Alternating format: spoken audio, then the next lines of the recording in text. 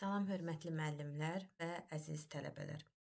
Bugün mən sizlərlə Microsoft 365 hesabının aktivləşdirilməsini bölüşəcəm.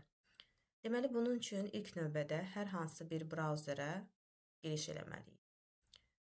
Axtarış bölməsində Microsoft 365 yazırıq və buradan Microsoft hesabımız 365 tətbiqinə keçid alırıq.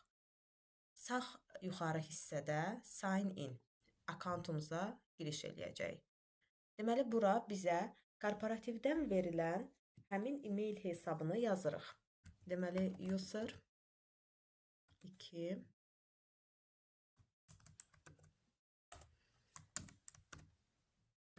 bizdə belədir hesab adpk edu.az. Deməli, siz də sizə verilən bu hesablar bizim müəssisə tərəfindən həmin hesabları bu şəkildə qeyd eləyirsiniz. Davam eləyirik. Bura bizə verilən parolumuzu, admin tərəfindən bizə verilən parolu daxil eləyirik.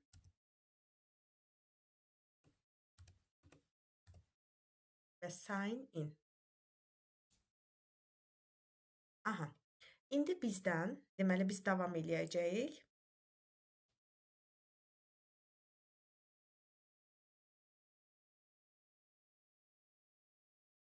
Deməli, tələbələr, bizim ümumiyyətlə gələn müraciətlərdən daha çox bu hissədə problemlərin yaşandığı qeyd olunur. Deməli, bu Microsoft Authenticator proqramı Microsoft'un yaratdığı bir pulsuz mobil tətbiqdir. Hansı ki, burada belə deyək, iki faktorlu autentifikasiya üçün istifadə olunur. Və bu hesabların əlavə təhlükəsizliklə qorunmasına kömək edən bir tətbiqdir. Və bu mütləqdir ki, siz bunu telefonlarınızda yükləməlisiniz. Çünki biz telefonla kompüter arasında, baxın, bu hesablara giriş eləyəndə əlaqə yaratmalıyıq. Və mən buradan next eləyəcəm. Davam eləyək. Aha. Baxın, bu açılan hissədə, bu QR kodu mən həmin proqramı artıq telefonuma yükləmişəm. Oradan giriş eləyib bu QR kodu skan eləyəcəm. İndi mən onu sizə göstərim. Deməli, mənim qeyd elədiyim bax bu proqram, Microsoft tətbiqi bu proqramı mən artıq telefonuma yükləmişəm. Və buradan QR kod hissəsinə toxunuram. QR kodla mən həmin o kompüterumda giriş etmək istədiyim, bayaq hansı ki sizə qeyd etmişdim, həmin hissəni skan etdim. Və baxın, artıq həmin hesab bura əlavə olundu. Siz də mütləq bu şəkildə hesabı aktivləşdirməlisiniz. Mən kompüterə gələn 43 kodunu telefonda daxil edirəm və davam edirəm.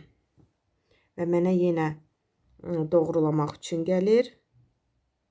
Artıq doğrulama həyata keçirildi. İndi davam eləyək. Deməli, next.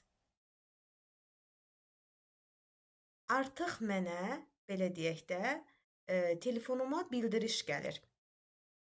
Burada yazılan, bax, bu 43, belə deyək, 2 rəqəmli kodu mən bura daxil etməliyəm.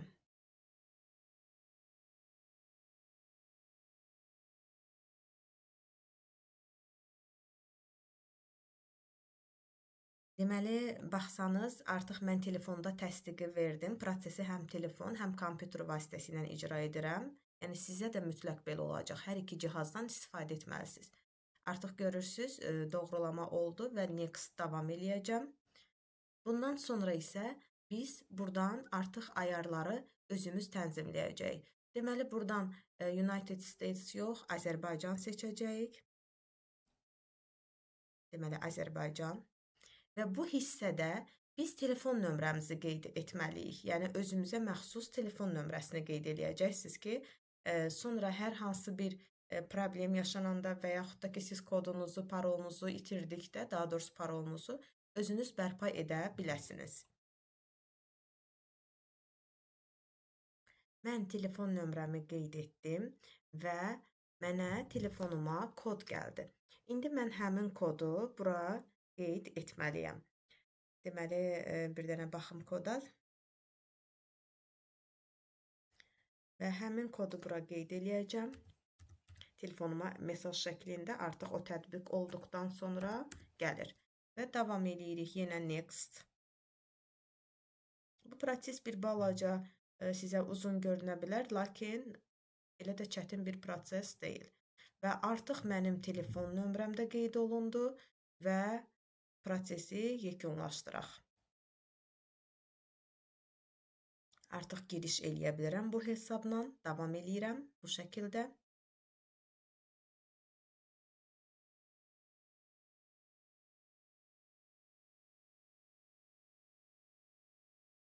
Vəssalam. Artıq mənim hesabım, belə deyək, aktivləşdi. Siz də bu şəkildə hesabınızı aktivləşdirib və bundan sonra bu hesabla çox rahat bir formada Moodle platformasına da daxil ola bilərsiniz. Yəni bizim çətinliyimiz adətən Moodle platformasına daxil olmaqla bağlı idi və bu hesablarla bağlıdır.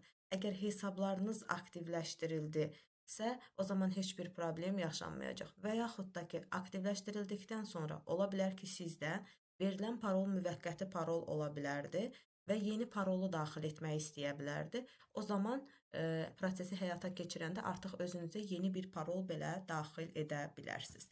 Belə, bugünlük bu qədər. Hələlik sağ olun.